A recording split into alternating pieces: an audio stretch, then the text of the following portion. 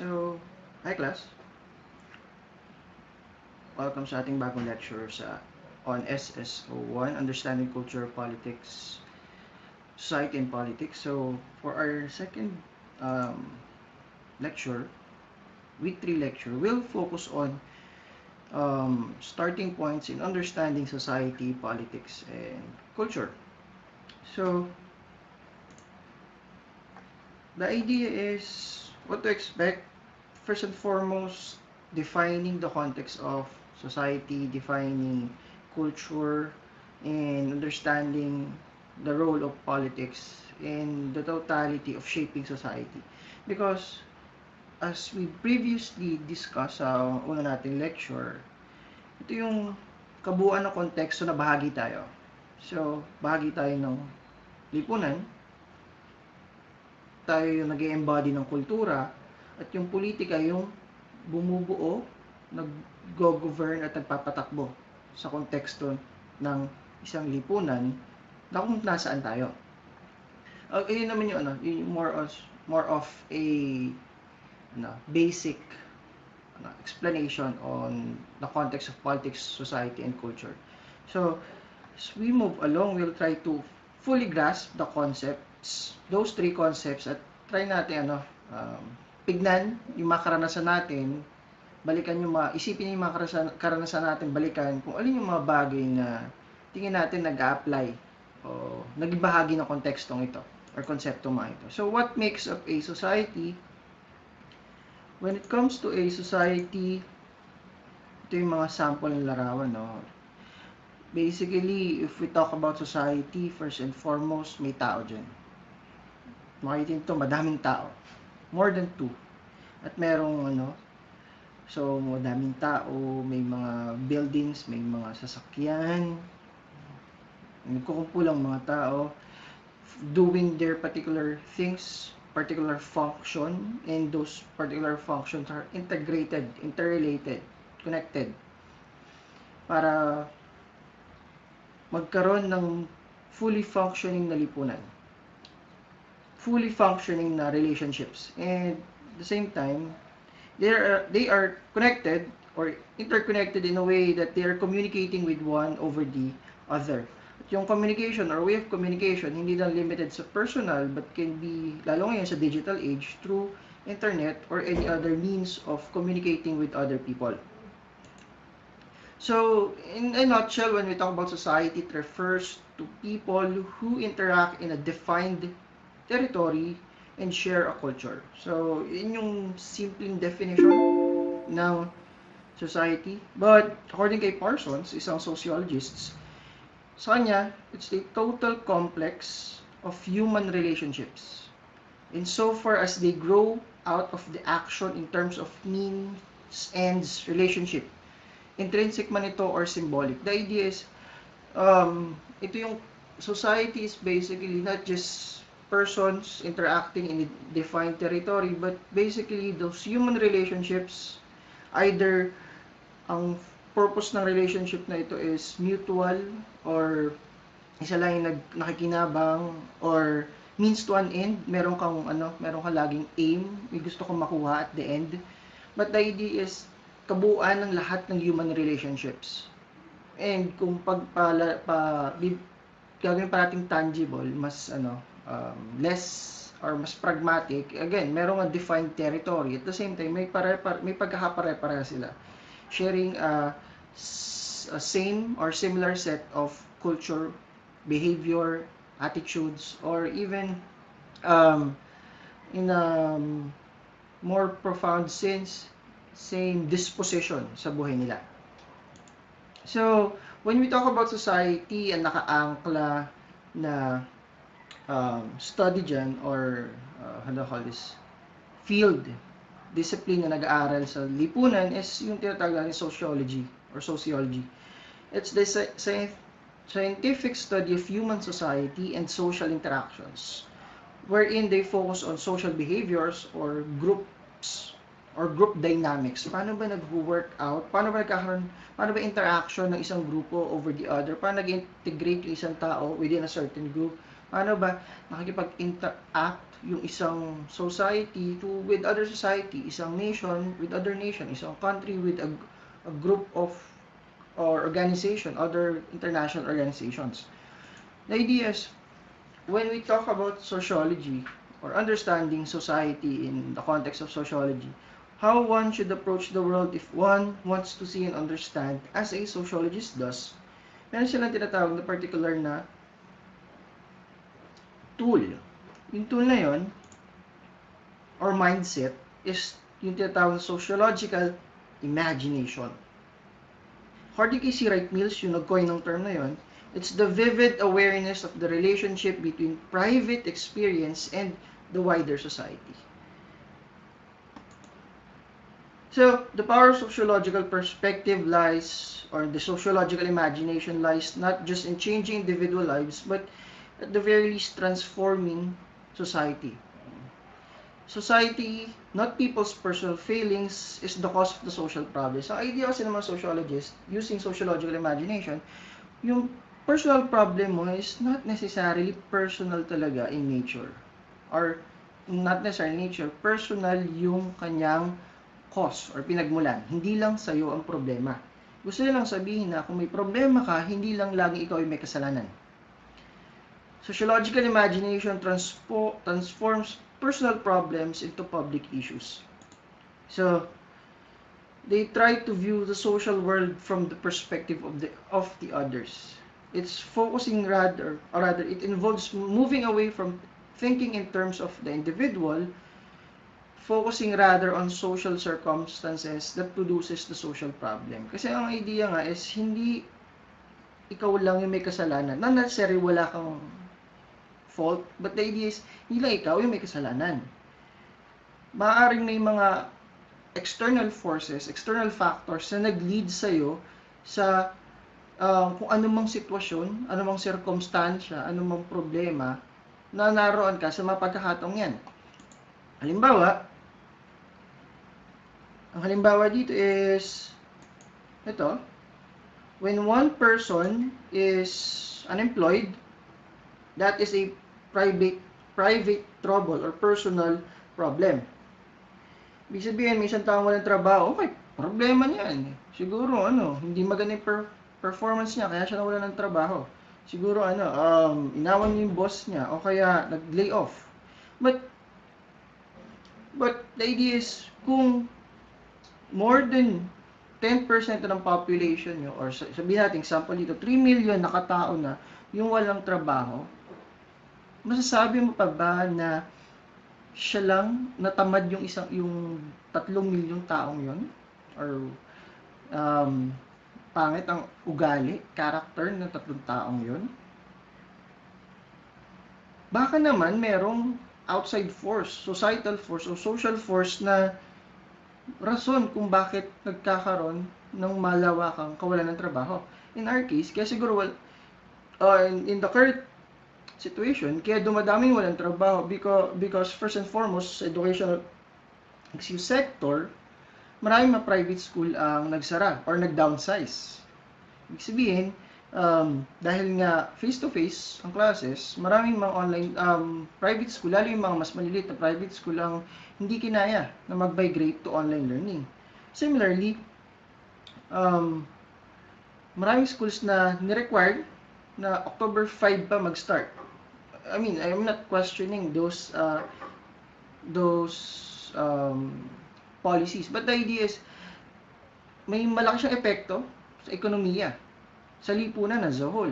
And even yung pagkawala ng mass transport is an important concern. And kung isang jeepney driver lang nawalan ng trabaho or hindi nakapamasada, siguro hindi yung bibigyan ng pansin. Pero ang buong bansa, lahat ng tricycle or rather jeepney driver ay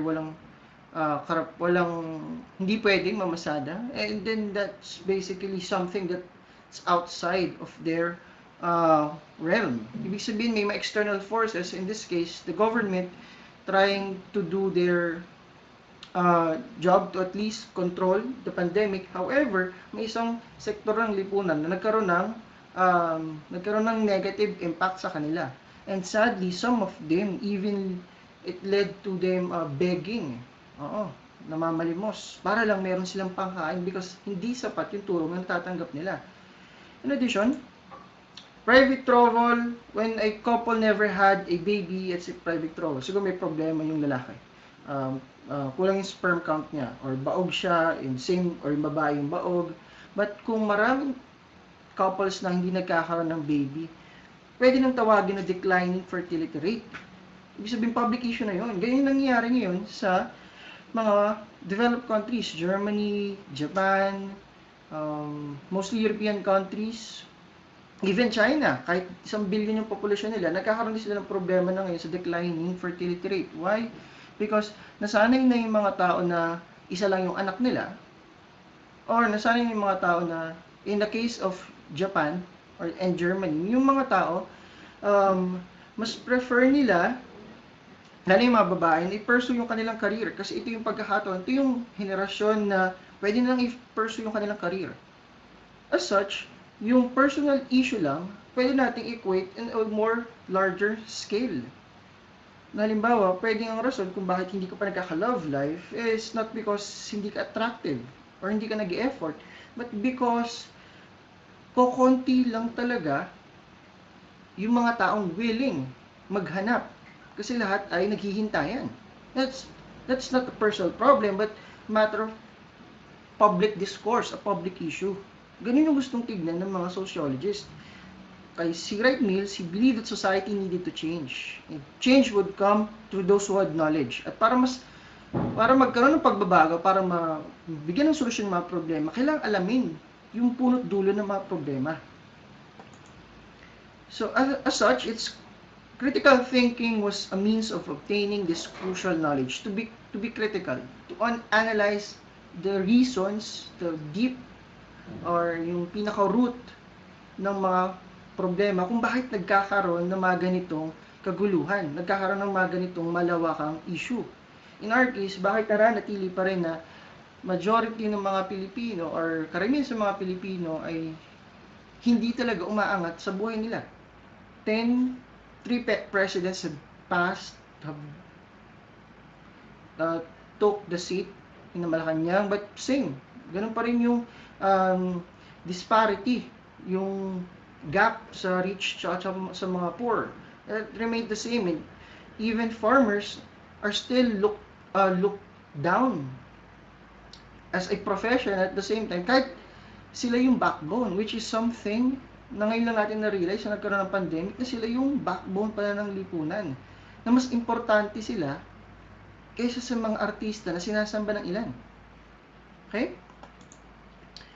Similarly, kaya siguro uso yung body shaming, or rather, not necessarily uso, but nangyayari yung body shaming is because there are certain standards that society is setting to people na dapat ganito yung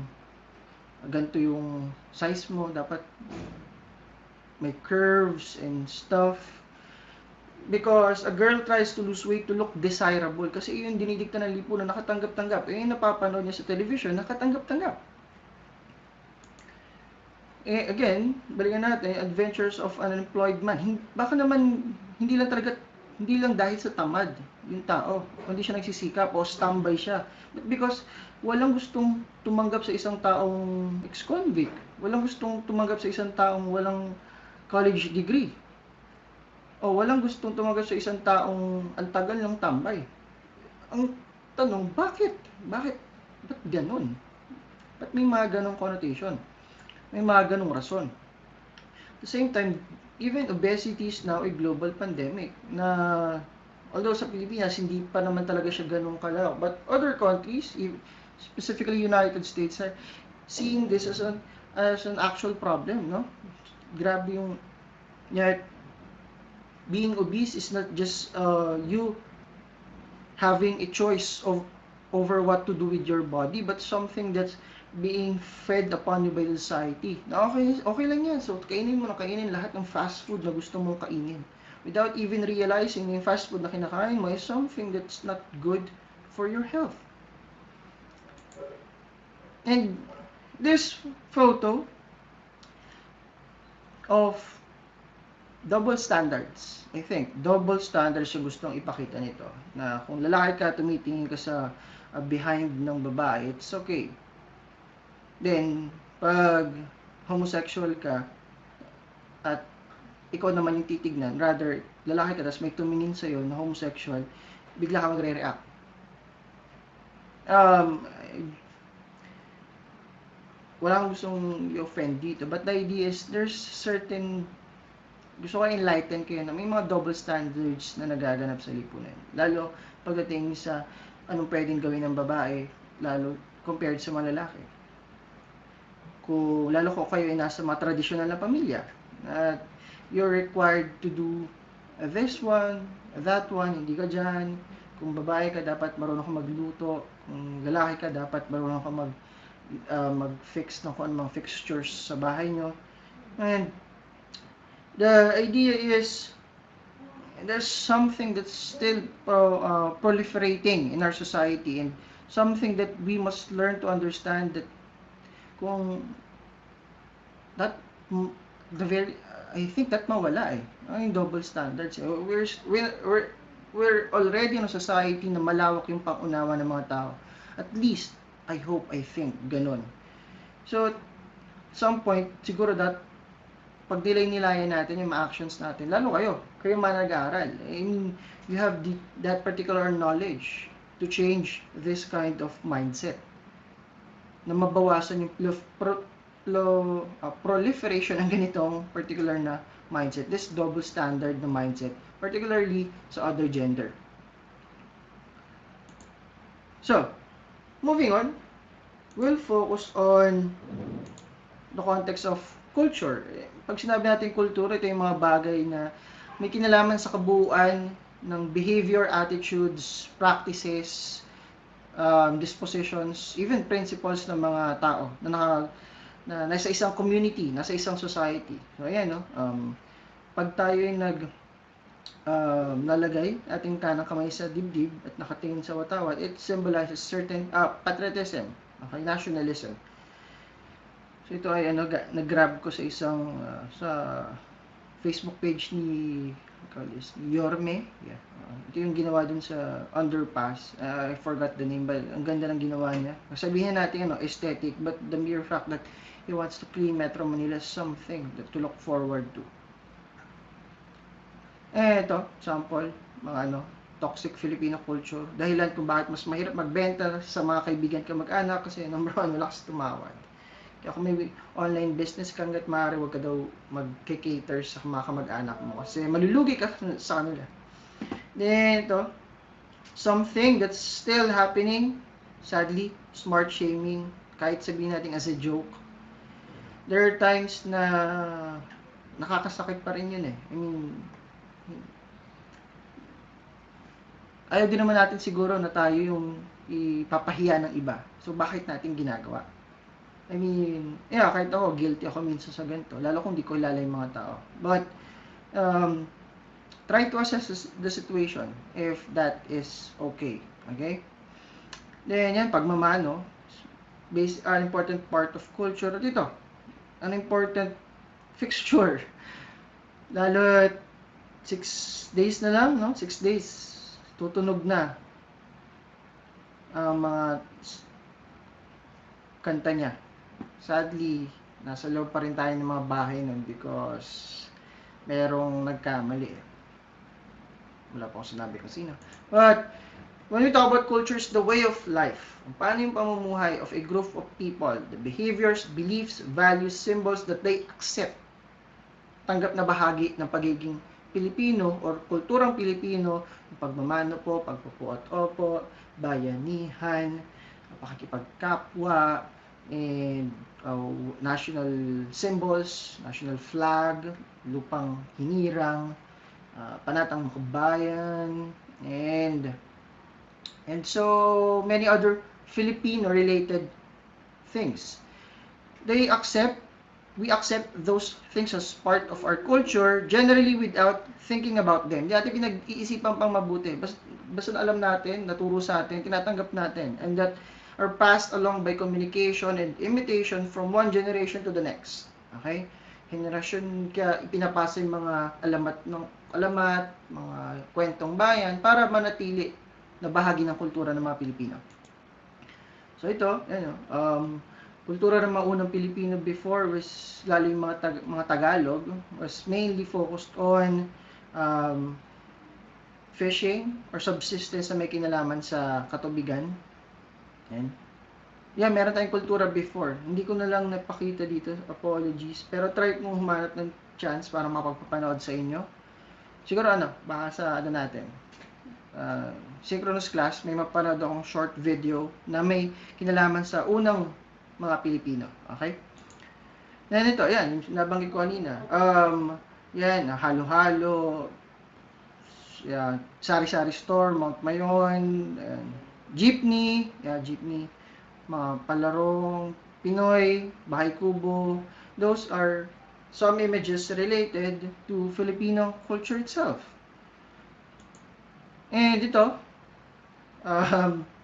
every batang Pinoy na may lagnat starter pack. Ito yung more recent part of culture, behavior, or a way of life. Na pag nakita mo ito, at some point na experience ko to. And that is part of culture. Ito, part ng childhood mo, part of your life before, pictures that you can hear. Then ito, I won't talk about it much, pero I think nakukuha niyo yung imagery, no? Gusto ko lang sabihin is that teleseries, even now, meron pa rin certain sense of, certain culture of mediocrity. Kasi hindi naman daw nag-evolve yung audience. So, bakit nila patataasin yung, or rather, naglalabas nga sila ng magagandang quality na pelikula or teleserye, pero hindi naman kinakagat ng tao. So, bakit pa sila mag-e-effort? We're still at that idea na tanggap natin yung mga mediocre products, mediocre services. Then, Bathala, yan. Bathala, context, kwento ng Bathala, Babaylan, important Filipino folklore, or rather, ancient Filipino communities, cultures, part of our culture. Lalo kung familiar kayo sa baybayin, baybayin.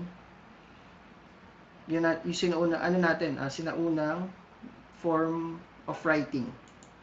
Then we have anthropology. Anthropology is the broad study of humankind around the world and throughout time. And this particular discipline or field is the one who focuses on understanding culture. Malawak yung anthropology. So in a nutshell, gusto niyang pag-usapan yung kabuuan ng biological and cultural aspects of humans. Malawak kasi ito, malawak yung anthropology, napakadami niyang strands. But what it wants us to tell is that it focuses on how cultures around the world have progressed, how people behave in a certain geographical location throughout a specific time period. Yung gusto pag-aralan ng mga anthropologists. Sila nagpo-focus sa actual behavior ng certain groups, okay? Kung ang sociologist more on focus on problems or trying to find the causes and at the very least solutions sa mga problema ng lipunan, anthropologists are trying to fully describe why things are happening like this. Okay, most likely doon sa descriptive na part, explanation why some cultures persisted, why others are forgotten, yung mga ganong konteksto. Then we have last part nito is politics. So I think familiar kayo dito. Familiar, no? Familiar sa mga mukhang yan. What do politics actually tackle? So, politics is the process of making uniform decisions applying to all members of a group. Take note, uniform decisions para sa lahat. Not majority. Welfare of the majority. It also involves the use of power or control over one person to affect the behavior of the other. So, you are using your power to affect the behavior, the action, or an action, not only of another person, pero in a case of a high-ranking official, yung kung paano gagalaw yung buong bansa na pinamumunuan niya. So, these are Philippine presidents, no?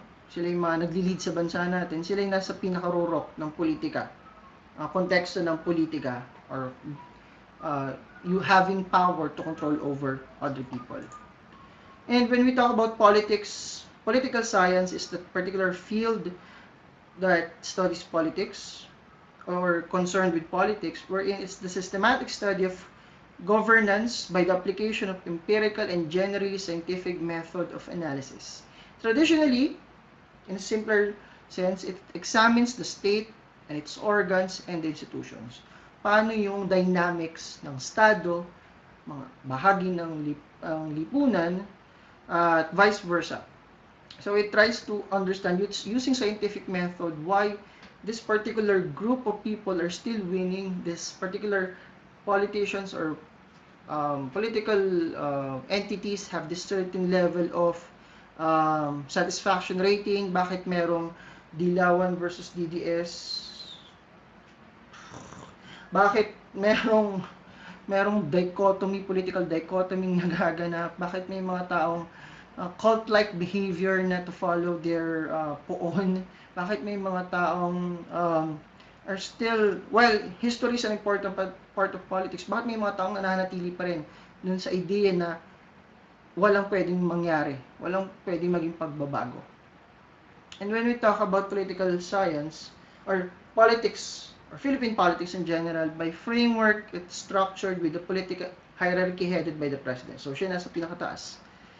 According to Archbishop Oscar Cruz, Philippine politics is curious and intriguing, interesting and entertaining, and particularly detestable as well as disgusting.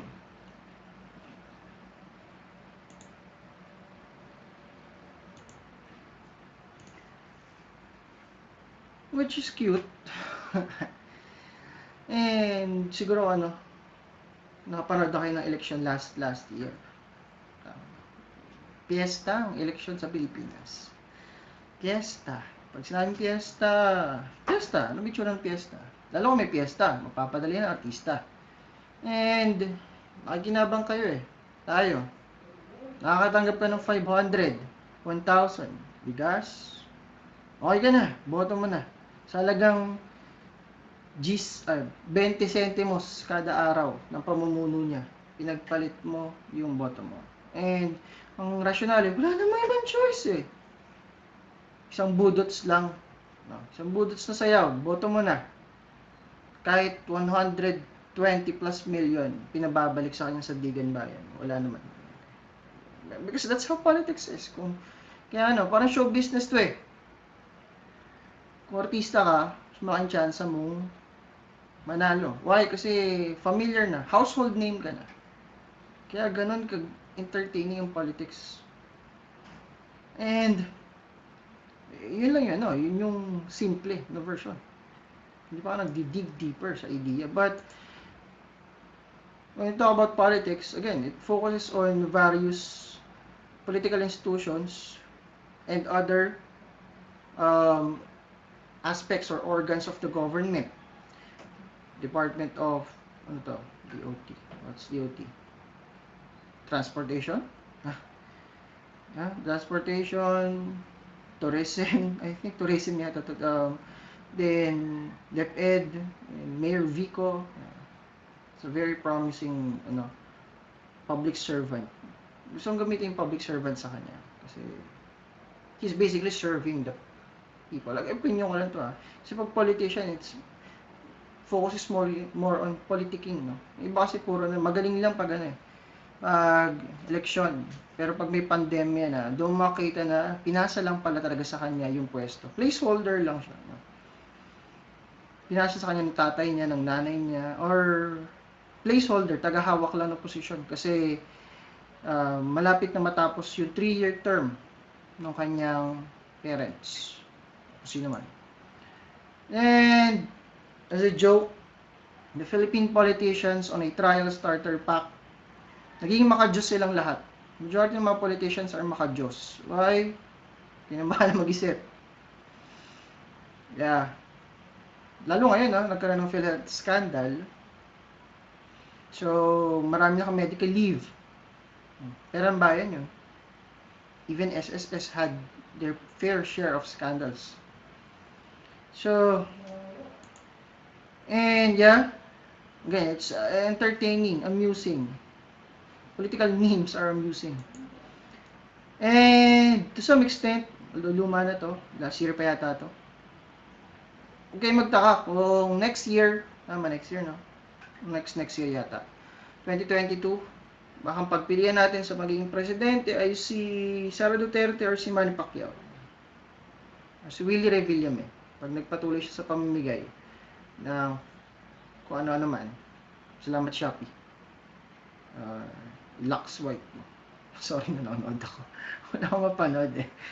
But that's the reality. Again, it's entertaining. Detestable. Even disgusting. But I'm not questioning Manny Pacquiao's belief, principles. Yun nga lang, sobrang pagiging Bible freak niya. Kahit wala na sa konteksto. And he's a good person, but you don't need a good person to lead a country that's basically on demise. Na ilang tao lang talaga yung nakikinabang. And yan, sipsipan galore. As such, lahat ng ginagawa nila may kinalaman sa tao. May kinalaman sa atin. Lahat ng desisyon nila may kinalaman sa atin. Kahit hindi mo ramdam, may kinalaman sa iyo. Kagaya nila, nagbebenta ng kidney para mabuhay. Para may pangkain. Namamalimos kasi wala na ibang choice. Hindi pwede. Sino kaya magbayad ng 800,000 para sa isang bagong jeep? Kasalanan ba nila kasi manginginom sila? Stereotype, sorry. But, parang hindi naman, no? Parang hindi naman palaging sila. And even ito, hindi ko na ako questionin. Hindi ko pa alam yung buong story, no? Kasi may nagsasabi, PUP daw yung ano niya, yung idealist. Pero hindi ko sure, para anak niya yata, sa anak niya to, para mapag-aral niya. Ba't daw ganyan, mali yung ano. But, this is actually happening, no? Private schools are closing. Or had already closed. And that's something that politicking had done to those people, even sa atin. So, yeah.